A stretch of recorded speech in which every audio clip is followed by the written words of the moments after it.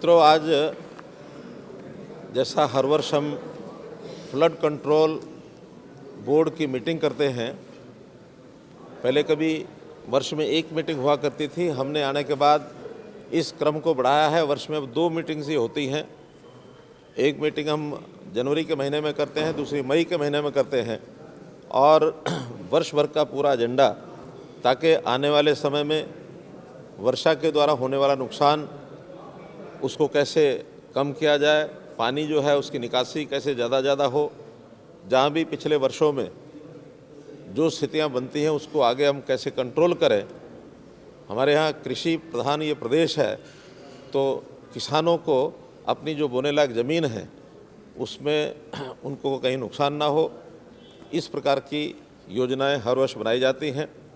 और मई में हम उसका फिर से मूल्यांकन करते हैं कि जो शॉर्ट टर्म प्रोजेक्ट्स हैं वो सब उस समय तक कंप्लीट हो जाने चाहिए, मिड टर्म और लॉन्ग टर्म वो सभी प्रारंभ हो जाने चाहिए, और उसमें बजट की भी जितनी आवश्यकता होती है वो हम जनवरी के इस महीने में जो बैठक होती है उसके अंदर पूरा विचार करके उनको बजट सैंक्शन एक प्रकार से करने के लिए कहा जाता है।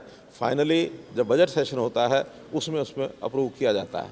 तो आज की जो बैठक हुई उसके अंदर लगभग 528 जो प्रोजेक्ट्स हैं, लगभग 1100 करोड़ रुपए का जो बजट है वो एक प्रकार से डिमांड की गई है, और वो फाइनेंस डिपार्टमेंट उसके ऊपर विचार करने के बाद और इसको हम फाइनल करेंगे। पिछली बार से ये बजट डबल है। पिछली बार लगभग 550 करोड़ का बजट था, इस बार ये 1100 करोड़ का है। इसमें 100 करोड़ रुपए का पब्लिक हेल्थ को भी एक्स्ट्रा जो बजट उन्होंने डिमांड की है वो भी इसमें जोड़ा गया है।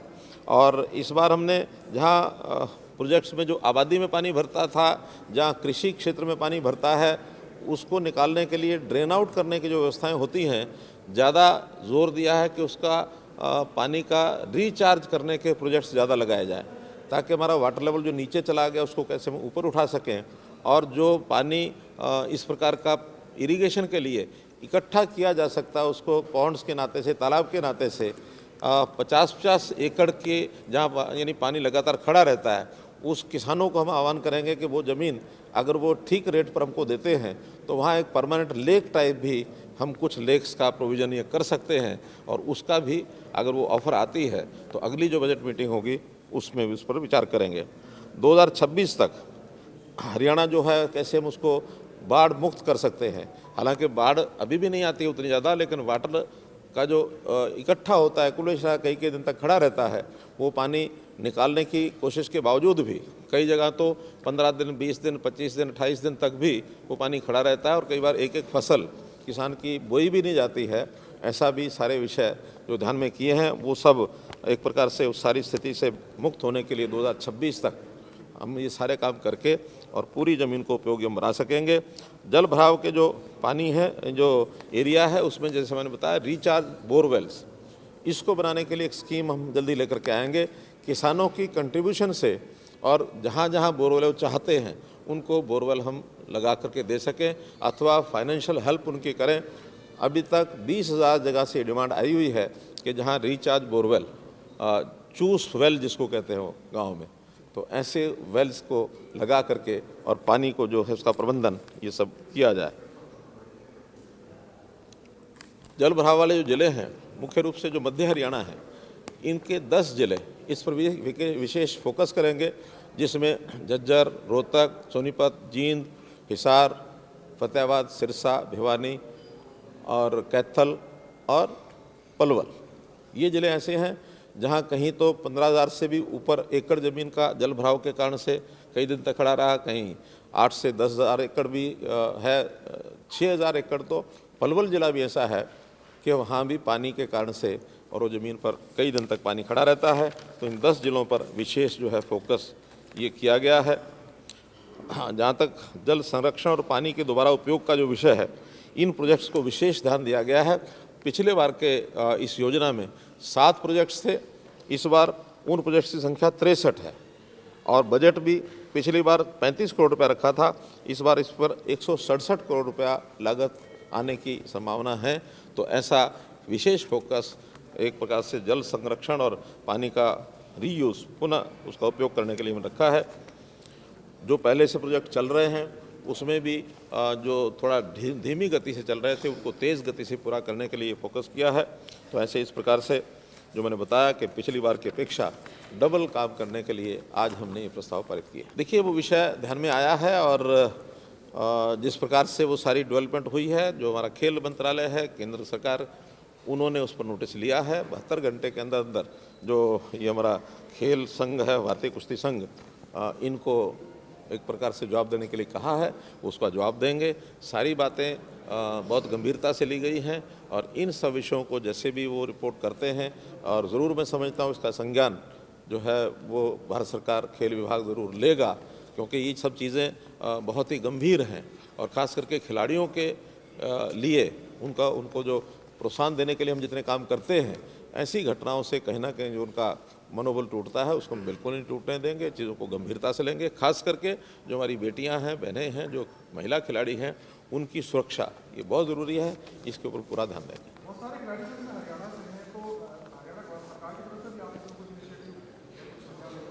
देखिए, इसमें चूँकि हमारे पास इस प्रकार की कोई पहले शिकायत नहीं आई और ये कल ही जब ये सारा प्रदर्शन करने का विषय आया है तब से ही जानकारी मिली है। कल मेरे क्योंकि लगातार अपने कार्यक्रम थे, कल रात्रि के बाद मैं आया हूँ और अगर हमारी तरफ हमें भी विषय कोई रेफ़र किया जाएगा तो हम उसका कोई संज्ञान लेंगे। लेकिन जनरल जो जानकारी मिली है उसमें से खिलाड़ियों की सुरक्षा ये करने का हम अपने खेल विभाग में इसका ज़रूर और विचार करके जो कोई आवश्यकता होगी उसको पूरा करेंगे। देखिए, एनपीएस में पेंशन जो मिलनी है वो जितनी मिल रही है उसमें ये बात ठीक है कि पहले की पेंशन की अपेक्षा उसमें थोड़ा कम मिलती है। इसको कैसे बढ़ाया जाए, सरकार ने, केंद्र सरकार ने और हरियाणा सरकार ने पहले 10% शेयर था उसको 14% किया है और जो स्वयं एम्प्लॉई है उसकी कंट्रीब्यूशन अभी भी 10% है।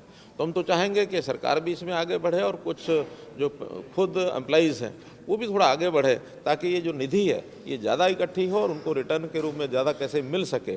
टोटल जो बजट है जैसा पहले बढ़ता चला जा रहा था, इवन कांग्रेस सरकार के समय स्वयं उस समय के प्रधानमंत्री श्री मनमोहन सिंह जी ने एक वक्तव्य दिया था पार्लियामेंट में कि आगे चल करके चाहे वो स्टेट्स हों चाहे सेंट्रल गवर्नमेंट हो, ये जो पेंशन का जितना बड़ा व्याप बढ़ रहा है इससे आगे विकास के कार्य रुकेंगे। नई नई योजनाएं बन रही हैं उसमें कहीं ना कहीं से बाधा आएगी। इसलिए हर व्यक्ति, चाहे वो नौकरी करता है चाहे वो अपना बिजनेस करता है, किसी भी प्रकार से अपना एक निश्चित आयु सीमा तक, जब तक वो वर्किंग क्लास में है 58 साल 60 साल, तब तक उसको अपना कंट्रीब्यूशन बढ़ा करके अपने भविष्य की चिंता करनी चाहिए। उसी में से ये नई पेंशन स्कीम का विषय निकला था। ये प्रपोजल कांग्रेस सरकार के समय आया था। आज भले ही वो कहते रहे कि हम कहने का आसान है, लेकिन अगर उससे पहले राजस्थान ने घोषणा की वही करके दिखा दें, छत्तीसगढ़ ने घोषणा की वही करके दिखा दें। अभी उसमें समय बहुत है, घोषणाएं करना बहुत आसान है, कोई भी कर सकता है। मेरा कहना है कि आखिर हमको देश और प्रदेशों के भविष्य के लिए सोचने के लिए हर समय राजनीति नहीं करनी चाहिए, एक स्टेट्समैन की तरह भी विचार करना चाहिए कि आने वाली पीढ़ियां क्या करेंगी। आज हमारे लिए विषय नहीं है, विषय तो ये है कि 5 साल बाद, 10 साल बाद, 20 साल बाद जैसा ही व्याप बढ़ रहा है, एक तरफ तो ये आता है कि ज़्यादा लोगों को हम सरकारी एम्प्लॉई इस नाते से बना करके सेवा के काम कराएं। अगर ये संख्या बढ़ती है तो जब व्यक्ति भर्ती होता है उस समय की स्थिति नहीं है। 30 साल बाद, 35 साल बाद जो रिटायर होता है और उस समय इसका व्याप, जैसे आज एम्प्लॉइज बढ़ेंगे वैसे उसकी संख्या बढ़ेगी। नहीं, मैं कह रहा हूँ ना, हमें चिंता है इस बात की, ऐसा नहीं कि हम चिंतित नहीं है, लेकिन इस चिंता को दूर करने के लिए सबको मिलकर आगे आना पड़ेगा। उसमें सरकार भी आगे आएगी, उसमें एम्प्लॉइज़ को भी आगे आना होगा। एक चिंतन मनन का काम है और सारे देश का विषय है, कोई एक स्टेट का विषय नहीं है। लेकिन इस पर जो कांग्रेस राजनीतिक तौर पर जो जिस प्रकार के बयानबाजी कर रही है वो उचित नहीं है, वो देश हित में नहीं है, प्रदेश हित में नहीं है, इतना ही कहना। हमारी एक कमेटी बनी है, वो कमेटी विचार कर रही है, लेकिन अल्टीमेटली शुगर मिलें जो है ये एक कमर्शियल एक एस्टेब्लिशमेंट है और कमर्शियल एस्टेब्लिशमेंट में एक ग्रुप हमें पीछे मिलने आया था, उनको मैंने बताया था कि चीनी के रेट ये 2012 में भी 3300 रुपये क्विंटल था। आज चीनी का रेट बहुत मुश्किल से 3500 रुपये क्विंटल पहुंचा है, यानी 10% भी नहीं बढ़ा, जबकि गन्ने के रेट 12 से लेकर के अब तक 1.5 गुना से भी ज़्यादा है। तो अल्टीमेटली आज चीनी का रेट और रिकवरी और गन्ने का रेट सबको मिलाएंगे तो अभी तक भी बहुत बड़े लॉस इसमें हो चुके हैं। इसमें अभी भी हमको प्राइवेट मिल वालों को, सरकारी मिल वालों को सबको कंपनसेट करना पड़ता है। चीनी का रेट आगे बढ़ेगा तो गन्ने का रेट जरूर बढ़ाएंगे। धन्यवाद।